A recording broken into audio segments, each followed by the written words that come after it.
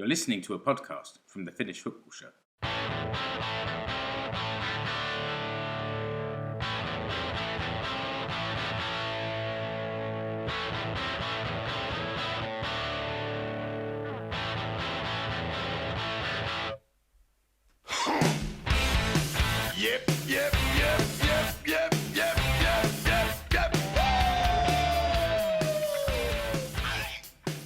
Yes, it's the Finnish Football Show. I'm Mark Wiltshire. I'm joined today only by Rich at the moment. Hi, Rich. Hey. And we're fast approaching the business end of the season when the Veikkausliiga splits into two. The Mestaruussarja, or Champions Series, and the Haastajasrja, the Challenger Series. So I think we'll take a bit of a detailed look at that today at the recent Veikkausliiga action, including just WTF have they put in the water in Vaasa, and who's tampered with the lasagne in Seinäjoki. I think they both need to be investigated, Rich. Yes, well, as an Arsenal fan of that era, I remember the lasagna at Tottenham, so yeah, it's nice. And if you don't know what we're talking about, check the blog post, because there's a little link in there. We previously discussed Finnish clubs in European action. Unfortunately, that's now singular. There's a Finnish club just about in European action. So we'll take a look at HJK Helsinki's annual tour of all three European competitions. And we'll also look at the final stages of the Suomen Cup. And we're hoping Kekeless is going to join us for this show. If he does, we'll do some Finns overseas as well. But I think, listener, we're on the same cliffhanger that we're on at the moment as to whether that will take place or not. And yes, we know that next week are the Euro qualifying games for the Finnish national team. We'll be back before then to cover those in a bit more detail. The squad will be announced soon, and we'll look at that and look forward to those two games next week. But, Rich, if you're ready, I am. The referee's ready. Let's start by just looking at HJK in Europe. And I said their annual tour of the European competitions because I am a bitch. But they started in the Champions League. They won their first qualifying round against Larne from Northern Ireland. That was 3-2 on extra time. On an aggregate, after extra time. They then went into the second qualifying round against Molde from Norway. They won the first game, which we talked about in the last show. Unfortunately, they went down 2-1 in the next leg, so they lost 2-1 on aggregate, lost 2-0 in the second leg, went out 2-1 on aggregate. So they dropped into the Europa League against Karabag, Rich, from Azerbaijan. Yeah, now Karabag have a reasonable European pedigree. They do. Again, they've played some of the biggest clubs over the last few years, being in the Champions League. But I think it was a tricky tie for HJK, and going there, they lost the first leg. Again, they did equalise. They went 1-0 down in the second half. They equalised through Anthony Lasagne, and then conceded again shortly afterwards. But the home leg, there was some, I don't know, aggravation around it, I guess, because HJK took the lead quite early in the second leg to equalise, go 2-2 on aggregate, and then they lost Kevin Kovasi-Benesan to 2 yellow cards in 2 minutes. So they basically played 75 minutes with 10 men. Is this what Ali was so furious about? Yes. And why he was sharing photos with us of UEFA mafia flags and exactly. things like that. He went full Trump in his conspiracy mode, didn't he? They were trying to stop the count, but it was, I think Ali, that's why Ali's not here, he's been impeached. But it's, that is, again, it's HJK. With some grounds, I generally find that in European games, they tend to be on the receiving end of some rather poor refereeing. The game against Roma last year was a case in point. And this time around, they went down to 10 men. I mean, one of the yellow cards was stupid and dumb. I mean, the other was a bit hit and miss. But and then they conceded, I think, in the 3rd minute of injury time in the first half, a penalty there, which, I don't know. again, some refs might not have given it, and then Karabag went on to win 4-2 on aggregate, which then meant that, as you say, their annual tour of the three, they've dropped into the Europa Conference League. Now, again, they got into Conference League 2 seasons ago, had a really unfortunate group there, and in terms of the opposition anyway. Was that with like Roma and Ludogorets and teams like that? No, that was in terms of appeal. Oh, I they see. had Lask from Austria, I think, Ah, the top sorry, seeds yes. and that, but this time they still got to play the playoff round. So have they gone in at a slightly earlier stage this time because of when they so they didn't go straight into the group stage. So because they went out, you need to win 2 ties, to get into the group stage, because they've only won 1 so far. So they dropped into the Conference League and they've played. So it would have been either Farrell Constanta, who was a character in Seinfeld, I believe, and and also a football club from Romania. Let's be clear. And they beat Flora Tallinn, who were the team that Asicol beat last year. Yeah. So they playing Farrell, who I believe are owned by Georgie Hadji, or a conglomerate involving Georgie Hadji. Their sporting director is George Popescu. Barcelona, Spurs, kind of 90s midfielder, and their star striker is the son of Rivaldinho. Oh, really? Yes, who scored for them last week, actually.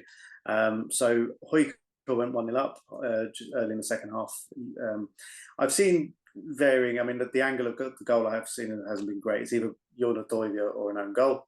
Omar Marley strikes again, but then Rivaldinho scored shortly afterwards to equalise, and they lost 2-1. So Farrell scored in the last 10 minutes. So as we're recording now, they are 2-1 down on aggregate and going into the second leg at home on Thursday night.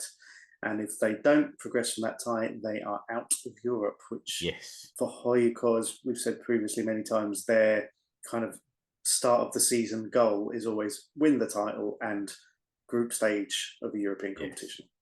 So, and I mean, we'll talk about it, but I say here at home, it's like, really want to see the Finnish teams progress in Europe. And then I realised the impact that them progressing in Europe actually has on the chances of anyone else winning the Veikkausliiga. It's very bittersweet. It is, and I think this year especially, Honka went out in the first round, HJK went out in the first round, Cooks went out at their first round. They played in the second round, but and it's been disappointing because HJK haven't played particularly well either. And you think after the last few years, HJK got to group stages, and Cups have had a couple of good runs as well. Asicol got through at least 1 tie last year. So for everyone, by not HJK to go out at the first round is disappointing. And if HJK don't get through, while the financial rewards for making a group stage are vast, and we've already seen the financial discrepancies between HJK and the rest of the clubs, it is a shame because whether it's coefficient points or it actually distracts HJK for the rest of the season and gives everyone else a bit of a chance, but it is a shame. I mean, if they go out to this side, I mean, I've only read a couple of bits about them, so I don't know much, but again, for HJK to go out at this stage after the last 2 years where they've shown genuine progression just goes to show what a shambles the club really has been over the last year, 18 months or so. Well, Ali, we know you'll be listening. I don't know. I'm guessing you'll be there now. Ali's now based in Helsinki, so I guess he would have done whatever he can to get a ticket for the game on Thursday. So maybe we should ask him to record his thoughts, or at least he'll be here next week to tell us his thoughts when we look forward to the Finland games. And we'll look at the standings. I mean, we're a bit early to be talking about Europe for next year, I suppose. This is the thing with the Finnish season, isn't it? Like we're coming towards the end of it, seeing who's going to qualify for a competition that's only really just gearing up the previous year. But we have this every year now. Yeah, it's the joys of being a summer league. Yeah, exactly right. So with that, then let's move on to the Veikkausliiga. I was also hoping that Ali would be here to talk about HJK and what he's seen of the team recently.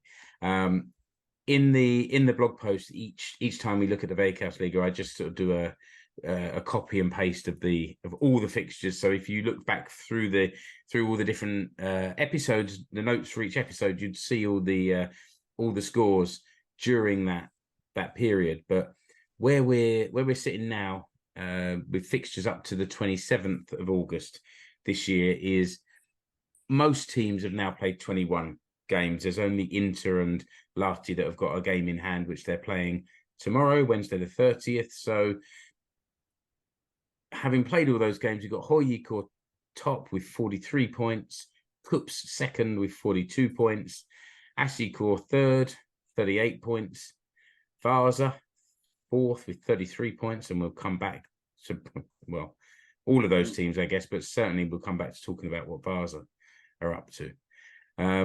Honka in fifth with 32 and Oulu in sixth on 31. Let's pause there for a minute, because that group of six is relevant. Maybe, Rich, if anyone's not familiar with this, you can just explain how the season splits in a moment, or at the end of next week anyway. Yeah, so essentially the 12 teams split into two. The top six play 5 more rounds against each other, and the bottom six do the same. So they split, and yeah, they go on to 5 more rounds of games. We do have the weird sort of thing where then the team in 7th will invariably have more points than team in 6th, but that's how it works. So yeah, so there is still, again, we're recording this before the Inter-Lahti game on Wednesday night, but basically, I think most, other than that, it's fairly set. We've got the bottom 5 are going to be guaranteed, and I think the top. Actually, no, I think VPS could still, but yeah, it's a bit close in the kind of the mid group, but yeah, and then we go on to 5 more rounds, and there is a set fixture structure for those. So there is actually an incentive for certain teams. They get more home games, and the league does. I mean, it's hard to predict, but they do like a title decider on the final day, unlike, say, in England, for example, where they definitely don't. But yeah, I mean, we're guaranteed to have. So no matter what happens at the end of this week, when HJK host KuPS on Sunday, which is the last game of the regular season, the final round of the final, in October, will be the team that ends this season in first at home to the team that comes second. So. And actually, looking at where things are at the moment, that will be HJK and KuPS, because they're playing each other on Sunday. So the minimum points the minimum that will happen is that each team will get 1 point, and they'll still be then 4 or 5 points, or 5 or 6 points ahead of HJK in third. So that will be their final game of the season. It just depends, I guess, who's at home. Yeah. So essentially, if KuPS win on Sunday, then the final round of the championship group will be KuPS against HJK. Yeah. If KuPS don't win, it'll be HJK v KuPS. Yeah. Whether that still means anything, because I think, was it last year that happened? Yes. HJK had already won the title, and then KuPS won on the last day to kind of narrow the gap. But the title had already gone. So yeah. And am I right that is it the top 3 teams get 3 home games and 2 away, and then the bottom 3 teams of that 6 get 3 away games and 2 at home, something like that, isn't it? Something like that, yeah. Basically, yeah. And then the same thing happens in the bottom half of the table. So let's just go through those for the record. There's Inter in 7th with 28 points, HJK in 8th with 21 points. So there's a bit of a gap there. Ilves in 9th with 20 points. KTP, who only came up last season, in 10th place, also on 20 points. Lahti, 11th place on 19 points, and Mariehamn in 12th on 15 points. And it's only been recently that anything of a gap has really opened up at the bottom there. It's all been fairly tight. It's only now Lahti in 11th, if that's where they finish, will then have a playoff with the second place team from the division below, the Ukkonen. And Mariehamn would go straight down. So, and having seen Mariehamn throw away a 2-0 lead and in the final minute winner for HJK on Saturday, their confidence has got to be struggling. a bit at the moment to get those points back.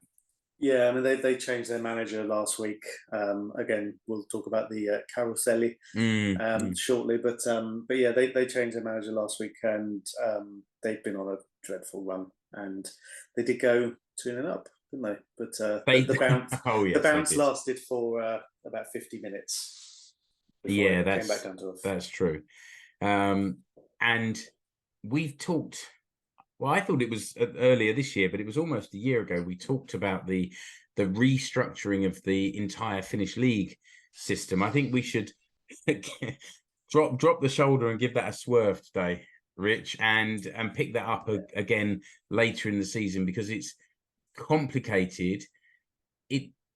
I just about got my head around it, but I do need a picture to help me navigate it. And also, in a way, it doesn't matter exactly who's playing who. Wait till the end of the season, see what the teams are, and then see how it affects your side.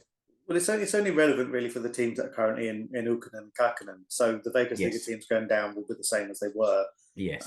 So that's something we can talk about when we have probably less to talk about, and talk about the Ukkonen as that approaches the end, because that also splits. I think that's this weekend as well. So yes, that so again, once that happens, then we'll talk about that and the kind of odd naming structure and everything else. But it's how they're trying to, not say professionalize, but how to prepare teams better for when they come up. Strengthen that second. Yeah, so basically, just as a reminder for the listener, there will be a new level.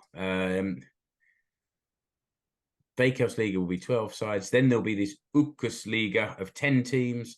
Then Ukkonen of 12, and then 3 Kakkonen divisions of 10. And that's enough for now. That's all you need to know, listener. We'll tell you the details a bit later in the season when it matters. I've gone cross-eyed. Yeah, well, do you know? It's funny. I was looking at it today, and really, really like, this diagram's so difficult. And then my stepson Topius came in. And I said, we were talking. Then we were talking in Finnish, and I was like, this is so complicated, and this is what's happening. And then as I started to say it, saying it out loud, even in Finnish, helped me to get my head around it. And he sat there and just scratched his head, and we got to the end of it and said, let's never talk about this moment ever again. Like Goodwill Hunting. Yeah, exactly.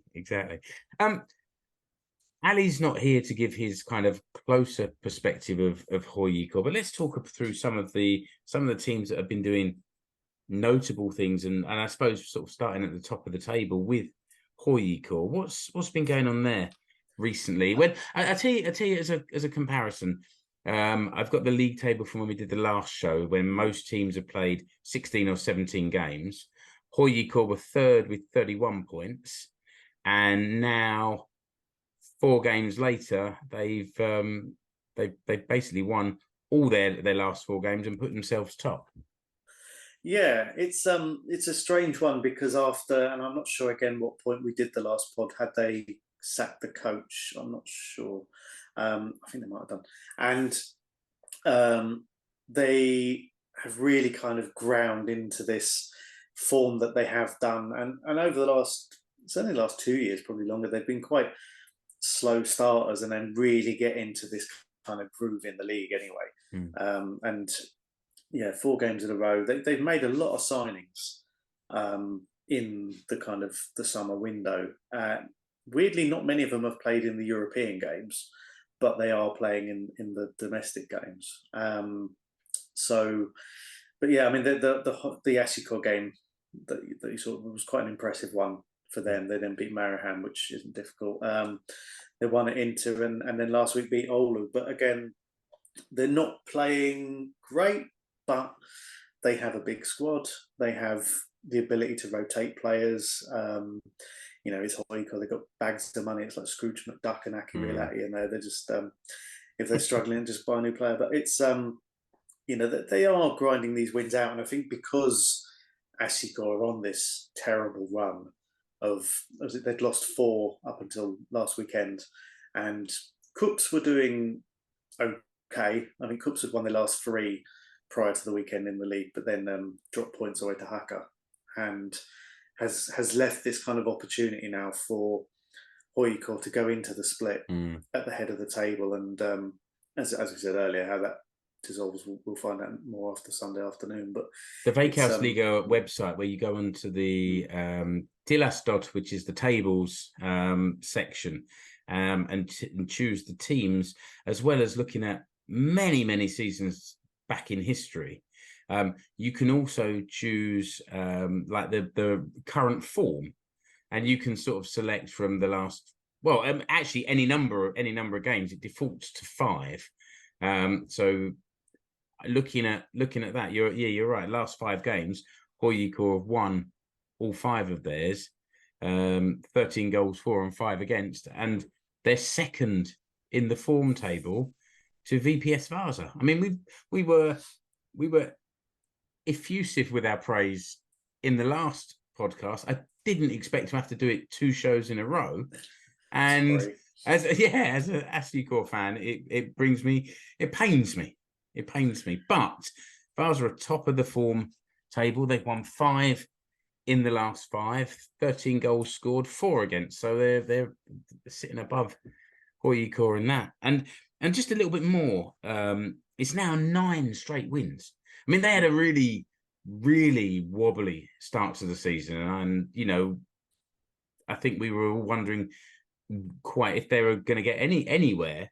But 9 straight wins, 6 clean sheets among that, and 22 scored and 4 against. Now, far be it from me to put a black and gold slant on everything, but of those 4 goals, we did score 2 of them at their stadium. So, small, very small victories there. But what's gone right at Vaasa? I think they had a tricky fixture list to start with, and one of these weird things is that they weren't playing badly. I mean, last season they were quite unpredictable. They scored quite a few goals, but defensively they weren't great. And I think, as we've seen now, where we've had 6 of the 12 Veikkausliiga clubs have changed their manager. Now, you'll see Nurela had he been at a different club, had he been whatever the circumstances were, I think after 12 games they were bottom with 6 points. And he had brought these players in who weren't doing particularly well. Some were playing really well, but just nothing was clicking. And whatever he's done over these last 9 games, he's got Peter Michael, who's a Nigerian, kind of a nomadic striker who's been around the Nordic leagues, who was doing very little. He'd scored, I think, 1 league goal prior to this run. He's now scored 8 goals in those 9 games. They've signed an Australian forward called Harrison Sawyer from, I think he'd been playing in India. He's scored, I think it's 3 in his 5 games at an aggregate of about a goal every 70 minutes. And got players like Ronnie Hudd, who I think I talked about in the last episode. He's Finland under 21 player. He's fantastic. He's really, really good. He was good last year as well. They've got a Russian midfielder, Bashkirov, who I think he's got a real sort of drive and an engine to him. And I think it's just one of those things that it just seems that because they'd lost their 5 games before this night as well, so they've come into this run somehow off the back of 5 straight defeats. And it's ridiculous because they're now going for 10 in a row. I think they're playing Mariehamn in the final game on Sunday. And you kind of think, at what point do you think, well, 10 in a row? They're now on that sort of form that had they not been so bad to start, or had their form not been so bad to start with, they'd be really threatening for the title. Yeah, absolutely, they would. So now they're at a point where they're 4th. They're 5 points behind HJK. So, but again, the confidence that they're in, the form they're in, they look like they can't lose, and they've forgotten how to lose, which isn't a bad place to be. But they know that, the last few games have been against lower table teams. They know that now. I think they're virtually assured of playing in that championship group. So yeah, I mean, they maybe need a point or 2 to be guaranteed. But then if teams below them don't win, then they're there, aren't they? So. Or if Inter don't win their game in hand on Wednesday night, then they're guaranteed. But I think yes, okay, yeah. But I think but then these final 5 games they'll be playing the other 5 teams who finished in the top half. So again, we'll see. But no one's going to want to play them either, are they? No, of course not. And I think, Oulu are in poor form. Honka aren't playing, up and down. And they'll be guaranteed a European playoff place. And again, I don't have the mental capacity after to talk about the last division to talk about the Euro playoffs. I know how they work, but still, it's to explain it in the King's English is quite a challenge. But if you're in the top half, you're guaranteed a playoff spot for the conference. Yeah. Let's again, we'll do that at the end of the season and try and make it understandable for people. I think sometimes when there's so many permutations, it's just not worth. It's so much speculation. You end up tying yourself in knots. We'll wait till the end of the season, see who's where, and then explain why. The only thing that can affect it now is who wins the cup. Right. Yeah. In that the Suomen Cup, we're going to talk about that later. Yeah, we'll get to Suomen Cup, and maybe we can explain how that affects the European places. Okay. Do you want to talk about cups? Yeah. Or not? Well, the thing is, they've been doing well, and I think they beat Cortepe, gave them a bit of a game, but as we talked about last week, that they were missing their best player. They won at Ilves. It wasn't a great win, but it was 3-0, which kind of looks good on paper. But didn't really get out of second gear against HJK. That was, I hate to say it, a very comfortable 3-0 victory last week. But then they've gone to Haka last weekend, and Haka in reasonable form as well, trying to get out of that bottom half of that relegation group. And they went 2-0 down. Before coming back to secure a valuable Desmond. But they've been busy in the transfer market as well. And I mean, Tete Yengi, who we talked about, he was at VPS last year and come back on loan from Ipswich. He's not scored yet in 7 games.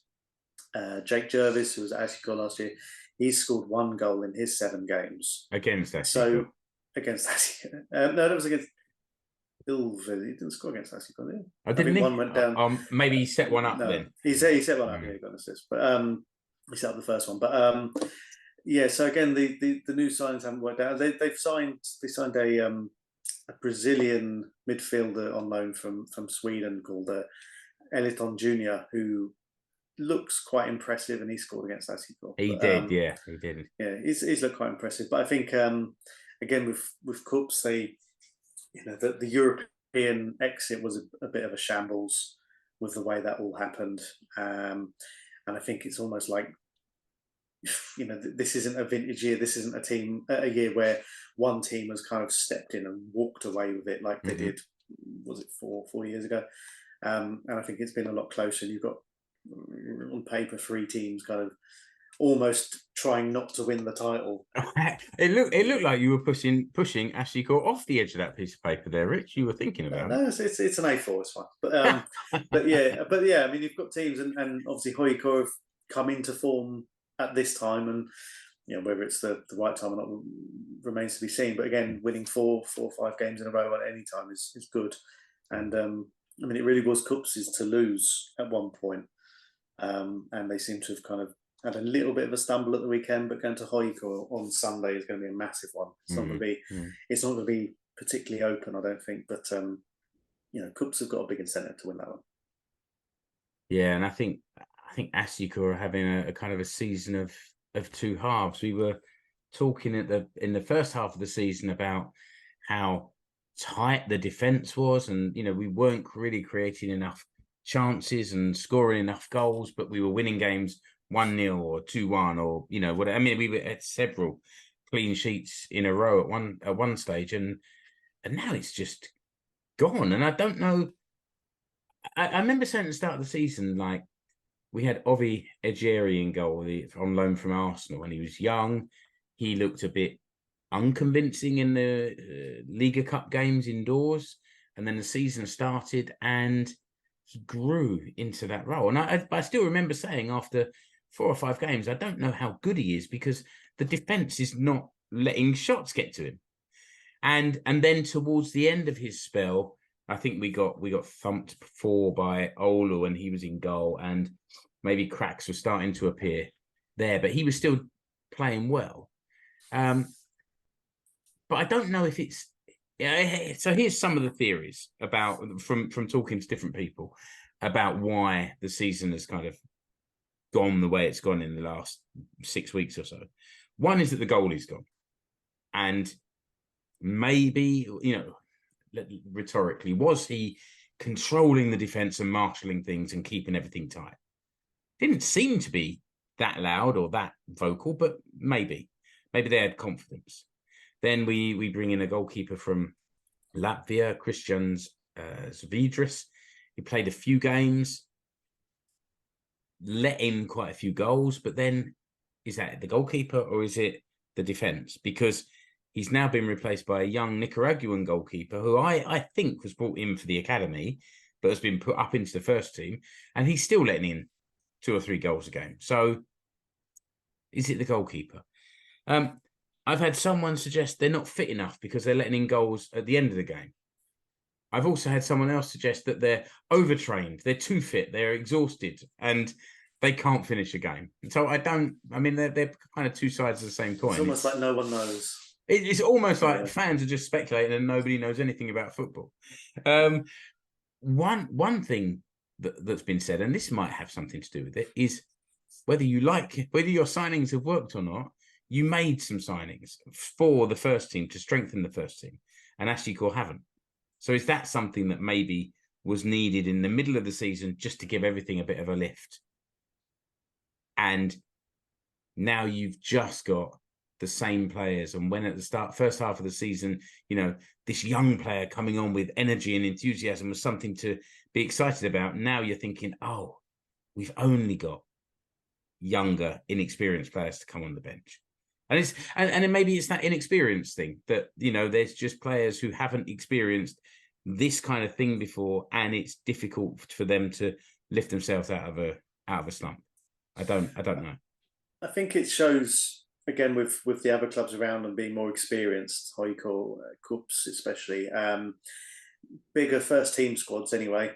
And I think in the case of Cups, you've had a couple of players who've come into a good run of form around the kind of middle of the season when, they've come in case of injury or things like that. And I'm sort of pointing the finger a little bit at Arthur Heinonen here, who's come into a little bit of form. He wasn't a regular at all. He was mainly being used as a substitute, and then came on and scored, I think, 5 goals in the last 5 games. HJK are able to rotate a little bit, and they've got perhaps more goals from elsewhere, but they've got players like lasagne, who's not a regular starter, who can come in and score goals. I think last year he scored several winning goals in the games, and players like that. So they've got more options. Whereas HJK, from the outside, from my point of view anyway, it seems like quite like you said, it's a settled squad, and there's not a lot of freshening. And because of the way, whether it's the way the club's set up, and that you've got the 2 defined academy and then the first team. And I know there's some movement between the 2, but again, signings aren't just there to strengthen that first team or the youth side or the academy side or anything. But like you said, they also provide a little bit of, whether it's competition or a bit of outside now, something like that. And I think, with Ovi, when he was there from Arsenal, obviously he wasn't a first team player at Arsenal by any stretch of the imagination, but it's easy to kind of say, maybe he didn't have that much to do with it, but on paper you look at it and go, as soon as he left, absolutely, and it is odd because they signed an experienced international goalkeeper to replace him, who's not even in the squad now. No. Whether he's obtained a mysterious illness or whatever, but he's not there. So there's obviously something going on, and I guess this is where Kenan Gomez is going to have to earn his money, because I've never met him, so I don't know, but there's a lot about him. He has a reputation of being, a thinker. He's on Sky Sports, he's on all these places talking about the thought of management and all the coaching kind of stuff. This is where he has to show it, because he's done what he's done already has been very impressive, but now he's in a slump, and you can't play Maraham at home every week. So this is where it's kind of have to go thinking, they still have a shot at the title. It's very slim now, let's be honest, but they're still there. And, what does he do? He's got players who got, the vast majority of that squad got them top of the table, got them winning games. got them playing, in many cases, good football. So again, what do you do to turn that around? And I think this is where he earns his money.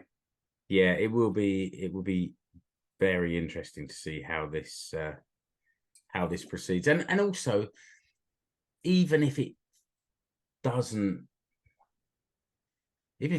work, even if they don't win, if we finish third or whatever, it is progress from last year with a young, and we're all very, very keen to tell how young the youngest team in the Veikkausliiga and all of that, but it's true.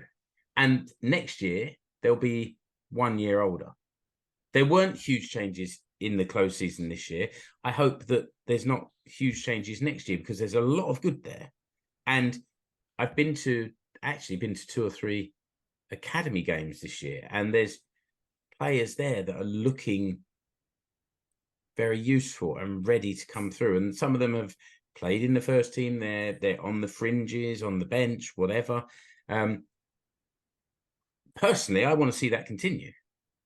I don't want this to be ripped up, and I hope if the club decides that Kinney continues for another season, then I hope that's how it develops going forward. We'll see.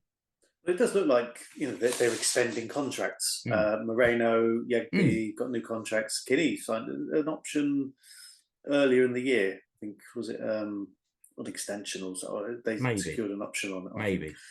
And they're obviously there's obviously a project there, and again they're trying to do things a little bit differently with analytics and the way they're coaching, the way they're recruiting. Because again, this isn't meant to be a derogatory comment, but the fact that we talked about last week how there are no HJK players in the under-21 Finland under-21 squad, and the fact is that realistically, I think there's only 2 in the last match day squad that were probably even eligible.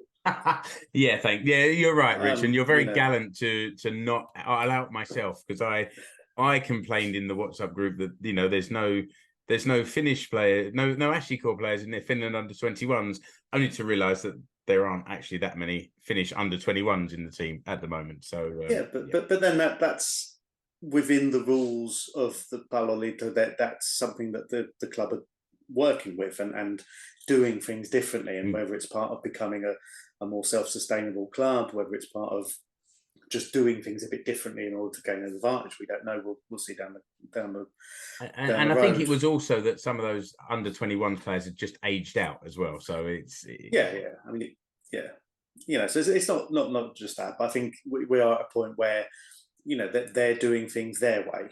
HJK, for example, do things one way. Other clubs in Finland do, whether they only recruit, there's some clubs that can turn out a first team of 11 Finnish players and win, that sort of thing. But most can't. And, if you're going to look to do things a little bit differently, then, you can't go around hoovering up the best Finnish talent unless you're HJK. Because, that's how football is. Any other teams that you want to mention specifically, or shall we just have we can have a little pause and then come back, because I'd like to talk about the manager situation on Veikkausliiga. Anything else that you'd like to? No, I think that's it. I think the managerial merry-go-round will cover most of the rest of it. Yeah, all right. In that case, let's just take a quick break to have a look at our shop.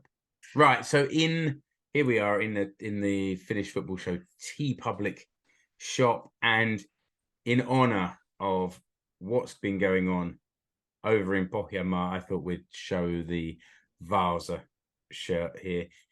As we've said before, these are the FFS team colours 2023 shirts, and there's one for every town that's in the Veikkausliiga. So moved away a little bit from the team names and to the actual town itself, and you can see the Vaasa logo there, or the Vaasa name across our logo all the way across the front there. And we're more than halfway through 2023. These things will become collector's items very, very soon, and available in many different colors. But obviously Vaasa's colors are black and white, so got both versions there: men's fits, women's fits, tight women's ones, looser women's ones.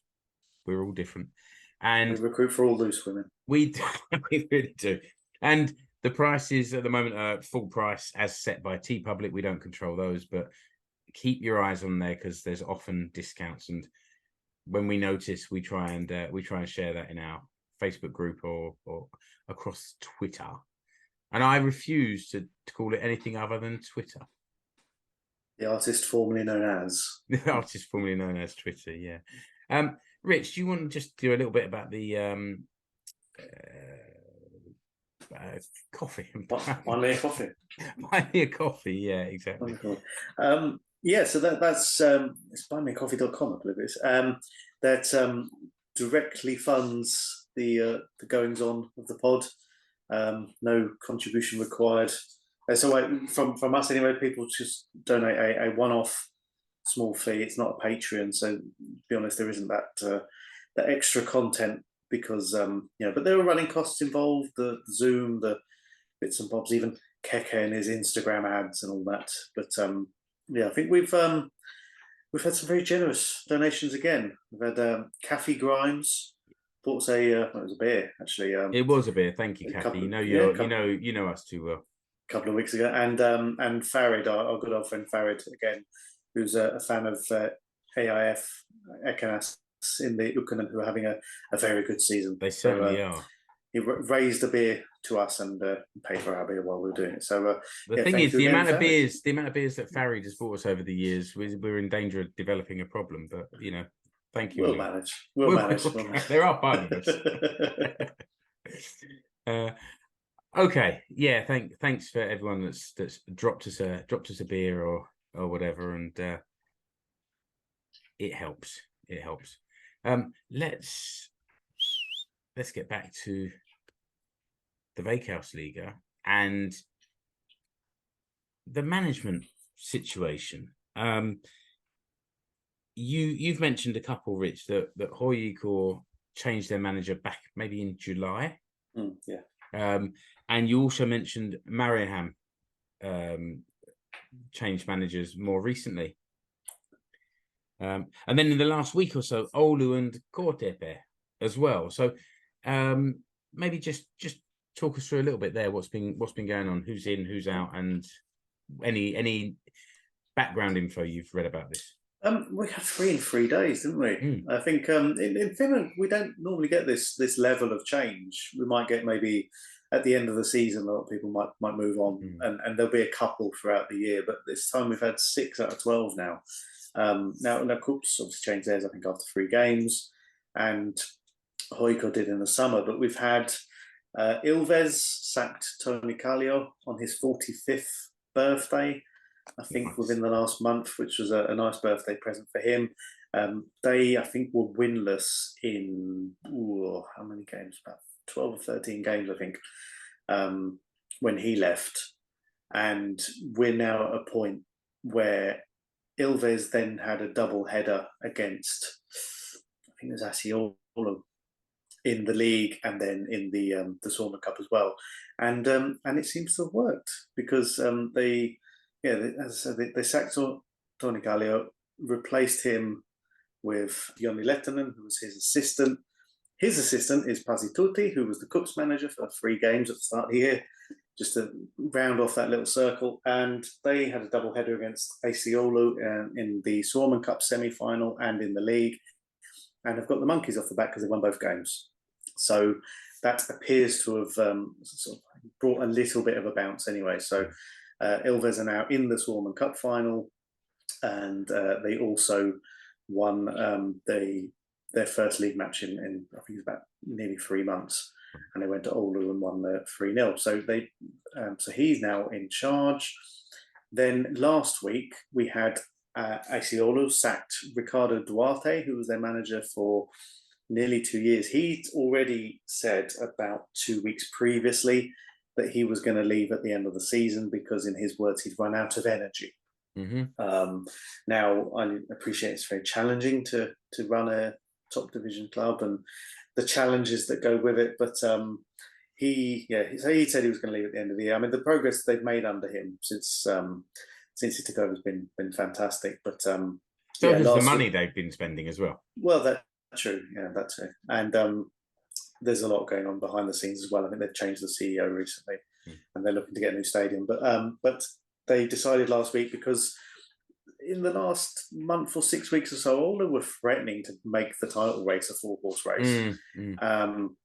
Then they sold Otsolimata to Portugal, again facilitated by Ricardo Duarte. He basically assisted them in finding a club that was suitable for their star player. He left. They've gone right off a cliff, and I think they've now lost 4 of their last 5 games. And so he was sacked last week, and again, just the kind of the shambles that's going on there. They carried on to lose to HJK at the weekend, but again, not necessarily a shambles there. But that again was, I believe, was that Wednesday of last week, maybe Tuesday of last week. So he's gone.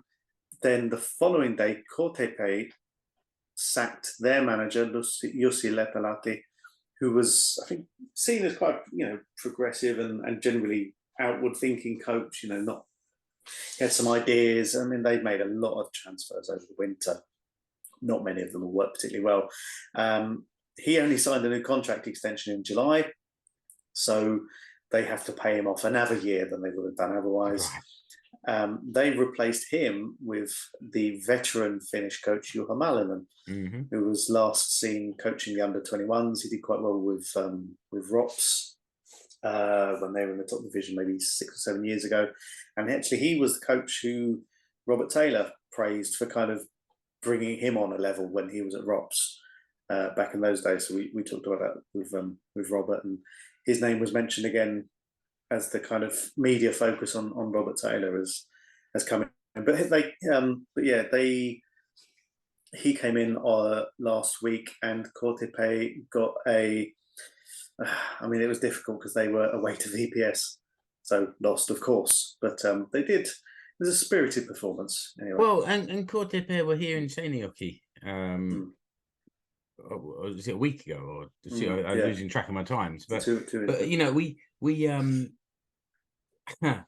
Seinäjoki started like a bullet and were all over KTP for 40 seconds before they'd scored the first goal, and we thought that it was going to be party time. I mean, it's very unfortunate it was a Monday night. Otherwise, it could have been a party, but then sort of, I think it happened a bit too quick, and then KTP came back into it, and then we had to, we went 2-1 down. It was 2-2, and then they scored in the last minute, and that was a real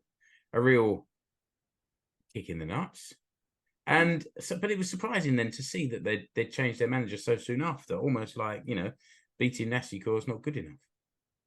Yeah, and I think they played at Cups, and they again put up a bit of a fight, but I think it was just one of those where they were having a good, sort of reasonably good sort of first half of the season. They were starting to drift as other teams were starting to pick up wins around, and I think they lost 4 of their 5 games before they sacked the manager. So again, decisive action required, but it'll be expensive for them one way or the other, having to pay off the former coach. And then on Thursday afternoon last week, Mariehamn sacked their coach, Daniel Norman, who'd been there for last year or the year before. They've been bottom. They've been absolute rubbish this year, to be frank. I'm sorry to Johan, who listens and is a Mariehamn fan, but they haven't been very good. Last season, they weren't very good, but had a couple of strikers who came into form at just the right time to kind of lift them out of that malaise. But they're now starting to be left adrift at the bottom of the table. I think there's now a 4-point gap between themselves and Lahti as we speak. He's been replaced by Jimmy Waugh, we're talking. And again, an experienced coach in that. But whether he'll come in and do much again, they lost at the weekend when in his first game, and he's really got his work cut out. I mean, again, like we said, they went to Mariehamn, went to HJK, went 2-0 up. I mean, that first goal was an absolute bullet, wasn't it? That was a beautiful goal. Oh. I mean, if you watch the replays, you'll probably see me even my jaw open, just saying, "What a goal that was!" And it was just dead straight. Second one, I couldn't quite see what happened. It was at the other end, and it looked like the forward got through and sort of just clipped it past the goalkeeper, but it trundled into the bottom corner. And then there was the comeback, and we got a last minute win for once, rather than tossing it away at the end. And we hung around, and we met some friends and hung around in the stadium. It was Lady Sutter's birthday week, so we had a couple of drinks after the game. And as we were leaving, saw Mate Radetsky and his other half walking away from the stadium with Tuko, who was back in town with Mariaham, and another player, I think, and a friend of his. And they were blocking the sidewalk. And as I cycled past, we gave him a shout. And I got a nice high five from Tuko as we went past, which was nice. It's unlike him; he normally misses. Well, I think we leave that one there, Rich. Mic drop. Yeah. I think that maybe we should, because Keke's not here to do the Finns overseas, and that is his baby. So we kind of touched on Suomen Cup, just for the record, the semi-finals were Honka 1, Mariehamn 0, and Ilves 1, Oulu 0, which sets up a final on the 30th of September, which is Honka against Ilves. The venue for that, Rich, is it in that's the Olympiastadion. Yep. Is it? Okay. Yeah. Tickets are on sale, I think, Friday. But yes, and again, we're not boring people too much. There is, if Honka win the cup and end in the top half of the table, then the European playoffs drop to 7th and 8th. Okay. So you can still finish in the top 2 of the bottom half of the table and be involved in the European games. So there's still some. And that's where these splitting the league, and it kind of keeps the thing alive through to the end, doesn't it? And I know it's been in Scotland for 20 odd years, and it's been in place here maybe for 5 years or so now. But when if you look at the table and think, well, if there wasn't that split, there'd be a lot of teams not really playing for much after just 2/3 of the season already gone. So it keeps everything nice and lively. And I guess that maybe that, unless there's any kind of notable stories from players moving around overseas that you want to mention, Rich. I mean, we're still waiting for a couple, aren't we? I guess we're towards the end of the main European transfer window.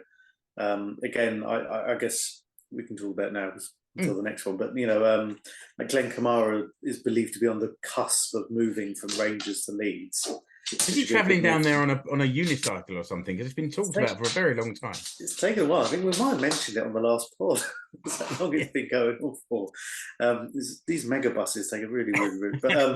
But I think even that weird "here we go" geezer on Twitter has tweeted about it, so we'll see. But I mean, he really would benefit from that move, and I think that's been it's been kind of training with the reserves or better Rangers for a while, so that would gee him up and again have a big sort of impact on Finland. I think other than that, everything is kind of, I'll leave it for Keke when he's back. I guess this week Richard Jensen's moved to Aberdeen, which is I can see that on Keke's Instagram page there. You find the links to that in the show notes, but it's Finnish_football_show on Instagram, and there's now 872 followers hanging on Keke's every word, which is and without blowing our own trumpet, one of them is Robert Taylor. So there you go.